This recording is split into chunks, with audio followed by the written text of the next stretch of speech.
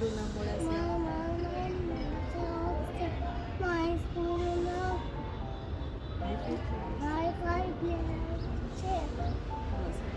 જય Shri Krishna.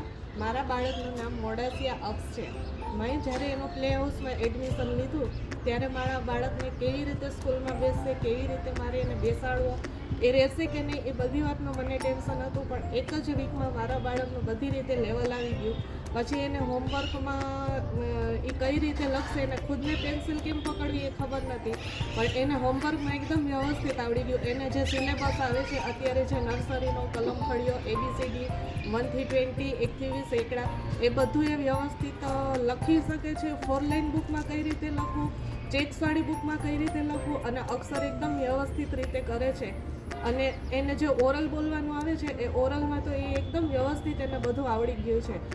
Week name, 12 મહિનાના નામ, ગુજરાતી 12 મહિનાના નામ બધું આઈડેન્ટિફાઈ કરવું, એ બધું એને વ્યવસ્થિત રીતે ખબર પડી ગઈ છે હવે.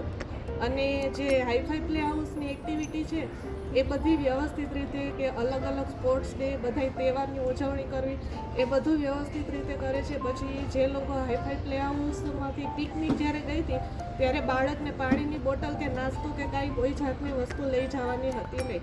તે બધી જવાબદારી એ લોકોએ રાખેલી હતી. અને એ લોકોએ જે લંચ આપ્યો હતો એ પણ પૂરેપૂરો હેલ્ધી, અને એ લોકોએ જાતે બનાવેલો જ આપ્યો હતો બાળકોને, અને બાળકોની પૂરેપૂરી જવાબદારી લીધી હતી. આ રીતે હાઈફાઈ પ્લે હાઉસમાં બધી રીતે બધા સ્ટાફનો અને બધા લોકોનો વ્યવસ્થિત, જે બાળકોને જે એ લોકો ટ્રેન કરે છે બધું વ્યવસ્થિત રીતે કરે છે.